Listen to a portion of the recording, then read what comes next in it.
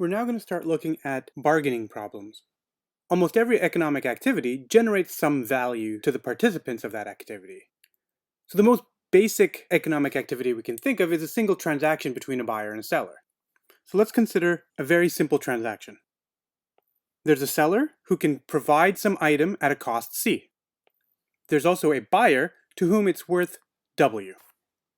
It's evident now that if W is greater than C, then this transaction generates some value, and that value is W minus C. So when this buyer and seller get together, they need to decide how that value is going to be divided between them. Typically, a transaction is going to be associated with the price. So the buyer and seller are going to agree upon some price, let's say P, and if that price is between C and W, then they're both going to be willing to transact at that price. But obviously, the consumer prefers a lower price, so the price closer to C is better for the buyer, and a price higher to W is better for the seller. So any price between C and W works, and the buyer prefers a lower price, the seller prefers a higher price. And the value that's generated is this distance, and P determines how that value is split between the two.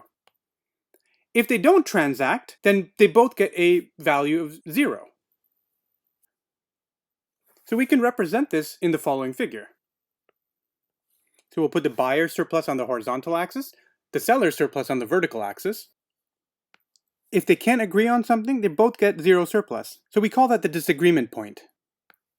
If they can agree on some division, then the total surplus generated is going to be W minus C, and they can divide that between themselves. So any division along this line of the surplus is possible. Every possible price will give us some allocation of the surplus on this line. So if the price equals W, then the seller gets all of the surplus and the buyer gets no surplus. If the price is C, then the buyer gets all the surplus and the seller gets no surplus. And for any P between them, you get something in the middle. So at its most basic, a bargaining problem involves a disagreement point and a set of possible payoffs. And in this case, the set of possible payoffs that the players can reach are along this line, and the disagreement point is that they both get 0. In general, a bargaining problem involves a set of divisions of the surplus, or a set of attainable payoffs, and a disagreement point. So another example is where you've got two partners, and they can follow one of 3 plans, or they can split up. If they split, they get a payoff of 2 each.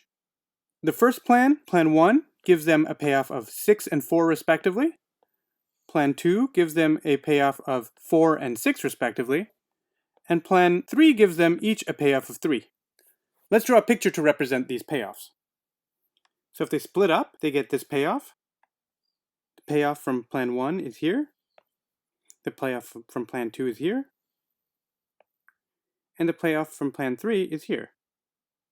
So we can reasonably expect that they wouldn't agree to do Plan 3. They would both end up with less payoff than they would end up at Plan 1 or Plan 2. So Plan 3 isn't an efficient plan. So we should expect them to end up at Plans 1 or 2. So that's what efficiency tells us. So when we say that they're going to come to an efficient agreement, we mean that they're going to come to an agreement to conduct either Plan 1 or Plan 2. And obviously Plan 1 and Plan 2 give them both higher payoff than splitting up as well. So efficiency says that they shouldn't split up and that they shouldn't engage in Plan 3.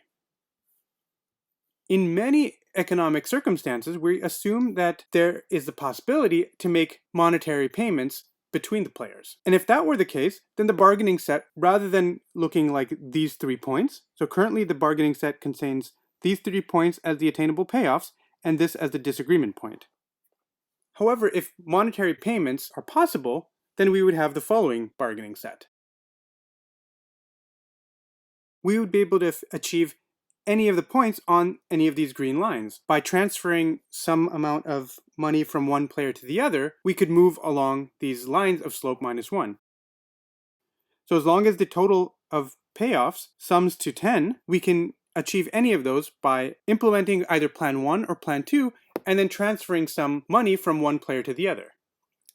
Or if we want to achieve something where both get a total of 6, then we can implement Plan 3 and move money from one player to the other.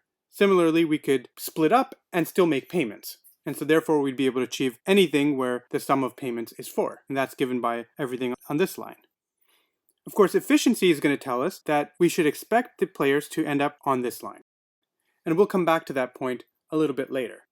Before we do that, let's look at a more concrete example of an employer and a worker bargaining over the terms of employment. So this is an example of a labor contract bargaining. So you've got a worker and an employer. So these are the two economic agents. They're bargaining over the terms of a contract.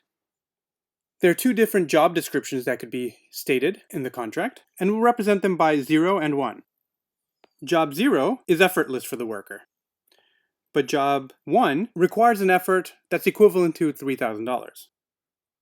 The worker actually enjoys being employed, so the worker has a utility of $10,000 from being employed. So for example, if the worker is employed and asked to do job 0, then he enjoys the job to the tune of $10,000. Whereas if he's employed and is asked to do job 1, then he enjoys the job to the tune of $10,000 minus $3,000, so it's $7,000. How about the employer's value? Well, the hiring this worker to do job 0 is worth $40,000 to the employer.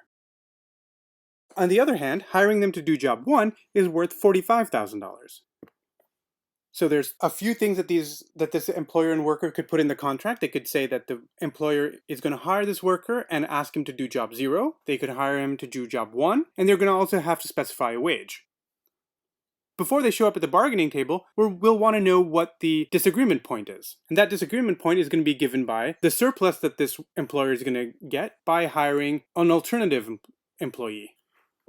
So net of the wages that the employer would have to pay to some other employee if they were to not be able to hire this person, the value that they would get from hiring the best alternative employee minus what they would have to pay that best alternative employee, let's suppose that's $10,000. So if this employer and this worker can't come to an agreement, this is the value that the employer is going to get. So this is their disagreement value. And let's suppose that the best alternative that the worker can get is worth $15,000 to that worker. So the wage that they would get minus the effort that they would have to put in is worth $15,000 to the worker for the best possible alternative to being hired by this particular employer. So we can draw a picture again of this bargaining situation with showing the utilities that they would get from the different contracts that they could sign, as well as the disagreement utilities that they would get. So we're going to put the utility of the worker on the horizontal axis and the utility of the employer on the vertical axis. So the disagreement point is where the worker gets a surplus of $15,000 and the employer gets a surplus of $10,000. So if they can't agree on some contract, then the worker is going to accept the alternative employment and the employer is going to hire the alternative worker. And so the alternative worker is worth $10,000 to the employer, and accepting the alternative employment is worth $15,000 for the worker. If we don't include any wages and we just ask the worker to do the job, so job 1 with no wage gives the employer $45,000 worth of surplus. They're not paying anything for it, but it's worth $45,000 for them. And it gives the worker a value of $7,000. From being employed, the worker gets a value of $10,000, but it costs them $3,000 to be doing job 1. And job 0 and no wage corresponds to this point, and that's worth $40,000 to the employer and $10,000 to the worker. What you see here is that job 1 is the efficient thing for the worker to do. Yes, it costs the worker more. It's $3,000 more effort for the worker to do job 1, but the value is for the employer makes up for that increased effort. It's worth $5,000 more for the employer. So once we're able to transfer utility from the employer to the worker via a wage, the efficient thing to do is going to be for the worker to do job 1. So once we include wages, the bargaining set looks like this. We'll assume that there's no wages to be paid if they don't sign a contract, which makes sense because if they disagree and they walk away from the bargaining table and the employer doesn't ask the worker to do any job, then there's not going to be any wages paid. So the only case that they're going to pay a wage is if there's some job done. So the contracts that they could sign are on these two green lines. The lower line consists of all the payoffs that are possible when the worker is performing job 0. By increasing the wage, we move in this direction. By decreasing the wage, we move in this direction. And all the payoffs corresponding to contracts involving job 1 are on the higher line. So we can achieve a higher payoff for both players by coordinating on job 1 rather than job 0. An efficient contract is one that indicates job 1 rather than job 0. Of course, positive wages move us in this direction. To move to one of these, we would involve a negative wage, so the worker would be paying the employer. And we'll include that as a possibility, even though it's not something we would expect to happen. Indeed, we wouldn't expect a bargaining outcome where anybody receives lower than their disagreement value. So certainly that would rule out any negative wages. So just to formalize that, at the wage T and the job description X, the employer's payoff is UE of XT, which is 40,000 plus 5,000 times X minus T. So if the job is the job 0, then they get a payoff of 40,000 plus 5,000 times 0, so it's just 40,000 minus whatever wage they pay. If the job is X equals 1, then the payoff to the employer is 40,000 plus the 5,000, so it's 45,000 minus whatever wage they pay. Similarly, the worker's payoff is 10,000 minus 3,000 times X plus T. So 10,000 is the value that the worker gets from just being employed. 3,000 is the cost that they pay if they have to do job 1. And if they do job 0, then it's 3,000 times 0, so it's 0. They don't pay any cost. Plus whatever wage they get. So if they agree on a contract, XT, the joint value is the following. The utility of the employer from XT plus the utility of the worker from XT, which is 40,000 plus 5,000 X minus T. So that's the employer's utility plus 10,000 minus 3,000 X plus T. When we add those up, the T's cancel and we end up with 50,000 plus 2,000 X as the total surplus. So we see that the total surplus is maximized when X equals 1, as we had argued earlier. So the employer would be able to convince the worker to do job 1 with a high enough wage. If they don't sign a contract, the total value that they can generate via disagreement, the disagreement value for the employer plus the disagreement value for the worker, which is 10,000 and 15,000 respectively. So that's a total of 25,000 in value that they can generate if they don't sign a contract together. So the total surplus generated by signing a contract is the difference between the maximum joint value that they can generate by signing a contract minus the value that they can generate by not signing a contract. So 27,000 is the value that's generated by signing a contract. That's a surplus generated by signing the contract. Now the $27,000 question is, how do they split this surplus?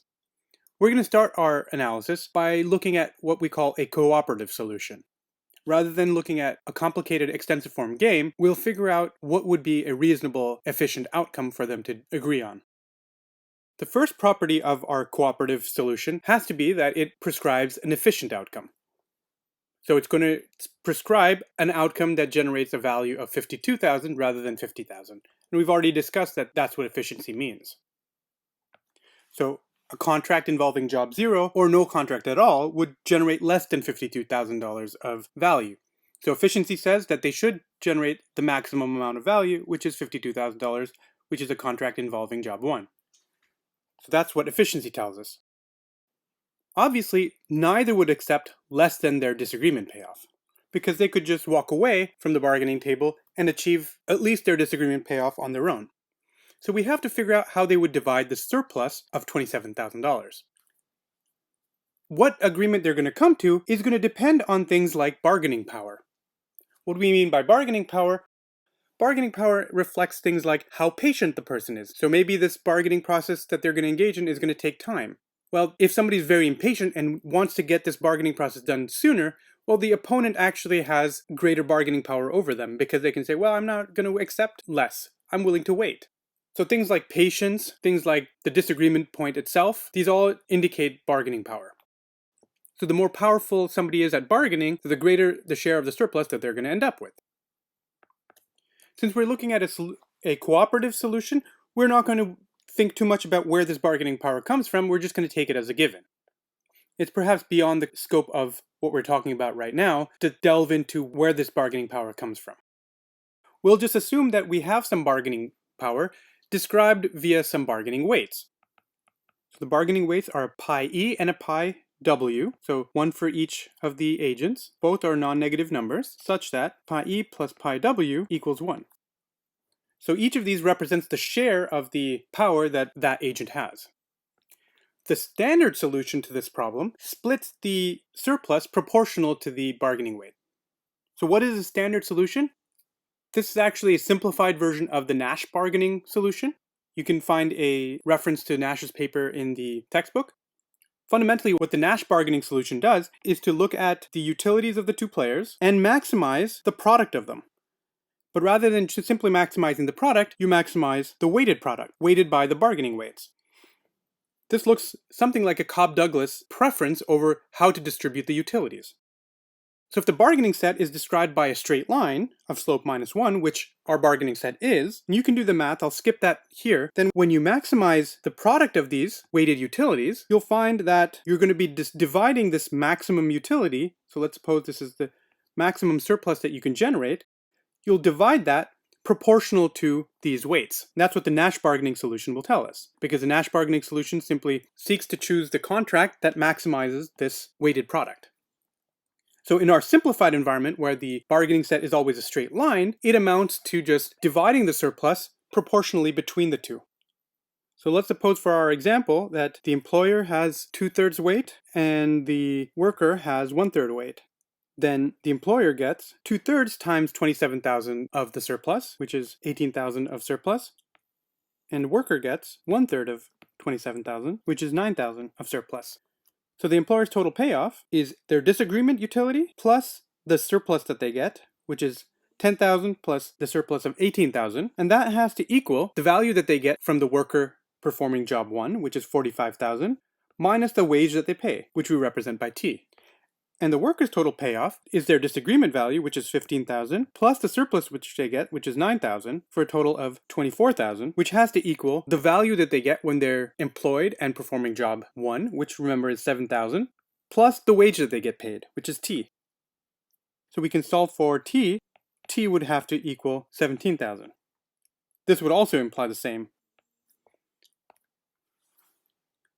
So the standard solution says that these parties should agree on a contract specifying job 1 at a wage of 17,000. In the next video, we'll look at how to solve these bargaining problems by modeling them as an extensive form game.